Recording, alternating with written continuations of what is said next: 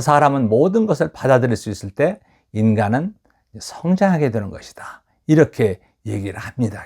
그래서 이 톨스토이의 어떤 삶에서 나름대로 톨스토이가 이제 50대 후반에 가서 스스로 참회록을 씁니다.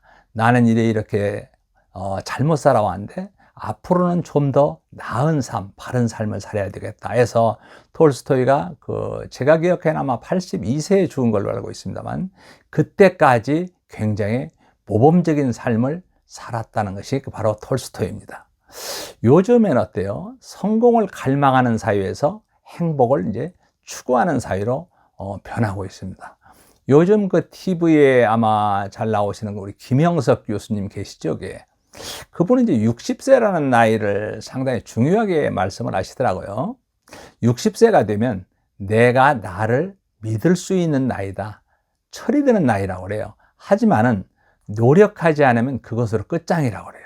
콩나물에 물을 주지 않으면 콩나물이 자랄 수가 없죠. 그래서 이 김영석 교수님한테 행복이라는 것에 대해서 아마 질문을 누가 했습니다. 그러니까 말씀하시는 게 행복이란 사랑하는 사람을 위해서 함께 고생하는 것이 행복이다. 즉 사랑에 있는 고생이 행복이다. 이렇게 얘기를 하시는 걸 들었습니다.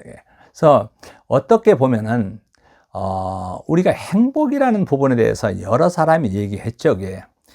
어떤 분은 행복은 따지고 보면 스스로 자기 정체성과 자기 인생을 이해하는 것이다. 이렇게 얘기를 하는 사람이 있는가 하면요. 진정한 행복은 자기 만족에서 오는 것이 아니라 가치 있는 목표를 향한 그런 헌신적인 행동에서 온다. 이렇게 얘기를 하시는 분도 있고.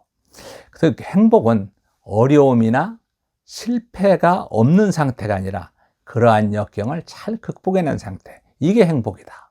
이렇게도 얘기하죠. 근데 어떤 심리학자는 그렇습니다.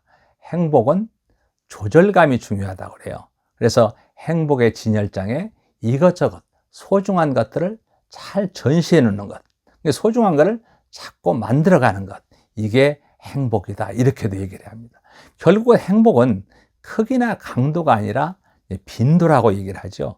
여러 번 작은 행복을 자주 느끼는 것이 더 행복해진다는 거죠. 사람은 관계 안에서 행복을 느끼는 존재다. 이렇게 얘기를 하고 있습니다. 그래서 우리가 이제 행복에 대한 얘기를 했습니다만은 사실 링컨 대통령이 있죠, 미국에. 그분은 뭐라고 그러냐면 스스로 결심한 만큼 행복해진다는 얘기를 해요. 철학자 니체는 행복도 훈련받아야 된다는 얘기도 합니다. 우리가 보면 모두에게 행복을 가져다주는 보편적인 해결책은 없다고 그래요. 그렇지만 기쁨을 느끼는 능력을 향상시킬 수 있는 방법은 무수히 많다. 이렇게 얘기를 하고 있습니다. 기쁨을 느끼는 능력을 향상시킨다. 저도 지금 80 넘으신 어르신들을 보면 예사로 보이지가 않아요. 왜 그러냐면 저도 마찬가지로 그 나이가 될 텐데 가장 중요한 것은 과연 그 나이에 내가 기쁨을 느낄 수 있는 능력을 상승시킬 수 있는 과연 에너지가 있을까? 이런 부분에 대해서 제 스스로 많이 생각도 많이 해보기도 합니다. 결국은 성공적인 노화에서 마지막 얘기하고 있는 게 바로 노인이 돼도 기쁨을 느낄 수 있어야 된다. 그 기쁨과 의미에 대한 부분을 얘기를 하고 있습니다. 사람들이 다 자산을 가지고 있죠. 요새 자산은 물적 자산, 인적 자산, 통상 이렇게 하는데 물적 자산, 인적 자산 외에 또 사회적 자산이라는 게 있습니다. 사회적 자산은 첫째는 내가 누군가로부터 얼마나 신뢰를 받아야 되냐, 신뢰에 대한 부분이 있고요. 내가 얼마나 규범을 잘 지키느냐는 부분. 그 다음에 사람들과의 어떤 네트워크이죠. 좋은 관계. 이게 이제 상당히 중요한 부분이죠. 어떤 관계를 갖고 있느냐. 미국의 하버드 대학의 학생들을 그때 쭉 조사를 하기 시작해가지고 그분들이 70년 후까지를 종단 조사를 해서 나온 그랜트 연구보고서라는 게 있습니다. 마지막에 베를런트 교수가 발표를 했는데요.